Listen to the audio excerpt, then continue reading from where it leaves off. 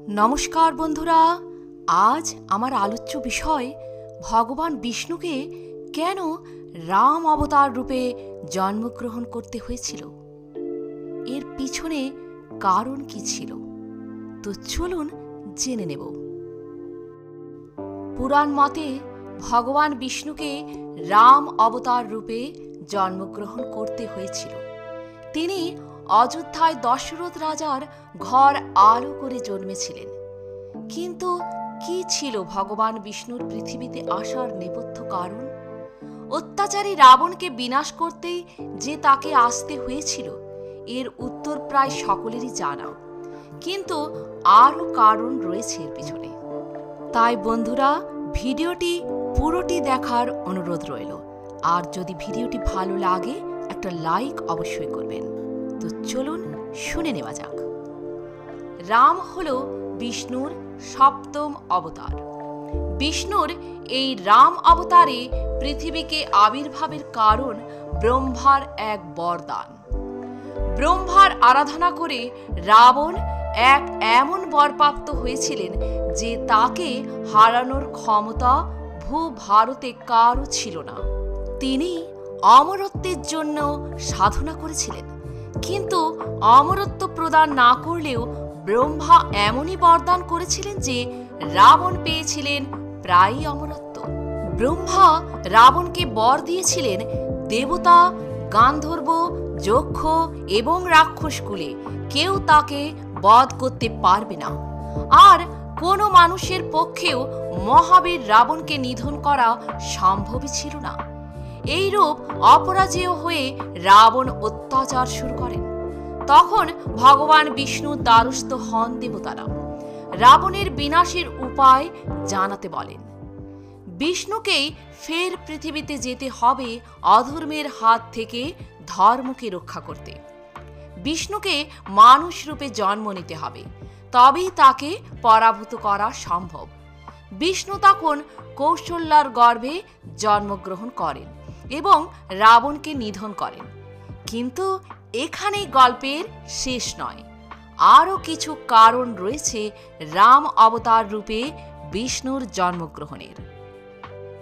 নারদ এক সুন্দরী রাজকন্যার প্রেমে পড়েছিলেন।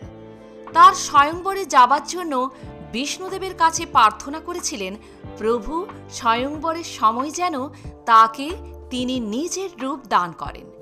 সেই আশীর্বাদ পেয়ে দেবর্ষি নারদ স্বয়ংবর সভায় যান, কিন্তু রাজকন্যা তার সামনে এসে হেসে ওঠেন। আসলে নারদের মুখে বানরের রূপ বসিয়ে দিয়েছিলেন নারায়ণ। এই ঠাট্টায় ক্ষুব্ধ হয়ে নারদ অভিশাপ দিয়েছিলেন বিষ্ণু নারায়ণও একদিন স্ত্রীকে না পেয়ে দুঃখে কাতর হবে, চিরবিচ্ছেদের জ্বালা ভোগ করবেন। নারায়ণ বলেছিলেন তাই হবে। সেই মতো বিষ্ণু তার রাম অবতারে সীতাকে হারিয়ে বিরহ দশা ভোগ করেছিলেন। আরও এক কাহিনী লুকিয়ে রয়েছে বিষ্ণুর রাম অবতারের নেপথ্যে। জলন্ধর নামে এক রাক্ষসকে শিব বধ করতে পারেননি। বিষ্ণু জানতেন ওই রাক্ষসের স্ত্রী বৃন্দার ধর্মনিষ্ঠার কারণে জলন্ধর জয়লাভ করেছে। তখন বিষ্ণু জলন্ধর রূপ নিয়ে বৃন্দার সামনে যান। বৃন্দা স্বামী ভেবে বিষ্ণুকে জড়িয়ে ধরেন। তারপর বিষ্ণুদেব প্রকট হন। তখন বৃন্দা তাকে অভিশাপ দেন তার সতীত্ব হরণের জন্য একদিন তার স্ত্রীও চুরি হয়ে যাবে। সেই অভিশাপ মাথা পেতে নিয়েছিলেন বিষ্ণুদেব। বলেছিলেন তিনি যখন রাম রূপে জন্মগ্রহণ করবেন তখন এই অভিশাপ সত্যি হবে। সেই মতো যখন বিষ্ণু রাম রূপে জন্ম নিয়েছিলেন তখন সীতা হরণ হয়েছিল। বৈকুণ্ঠে প্রহরারত জয় বিজয়ের কাছে এসে ব্রহ্মার মানসপুত্র 4 ঋষি বিষ্ণুর সঙ্গে দেখা করার ইচ্ছা প্রকাশ করেছিলেন। তখন জয় ও বিজয় তাকে চিনতে পারেননি।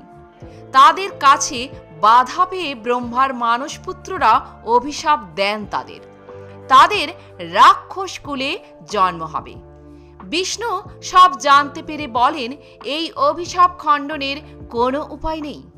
তারা 7 জন্ম মর্তে জন্মাতে হবে এবং তারা বিষ্ণুর উপাসক থাকবেন, নতুবা 3 জন্ম মর্তে জন্মাতে হবে বিষ্ণুর শত্রুরূপে। বিষ্ণুর অবতারের হাতে বধ হয়ে তাদের মুক্তি ঘটবে। সেই মতো জয় ও বিজয় রাবণ ও কুম্ভকর্ণ হিসেবে জন্ম নিয়েছিলেন। বিষ্ণুর রাম অবতার রূপে মর্তে আসার নেপথ্যে এটাও একটি কারণ। তো বন্ধুরা, আশা করি ভিডিওটি থেকে জানতে পারলেন কি কি কারণে ভগবান বিষ্ণুকে রাম অবতার রূপে জন্মগ্রহণ করতে হয়েছিল। আজ এ পর্যন্তই। ভালো থাকবেন, সুস্থ থাকবেন। একটি অনুরোধ রইল, আপনি যদি নতুন এসে থাকেন আমার চ্যানেলটিকে সাবস্ক্রাইব করে পাশে থাকুন। ধন্যবাদ।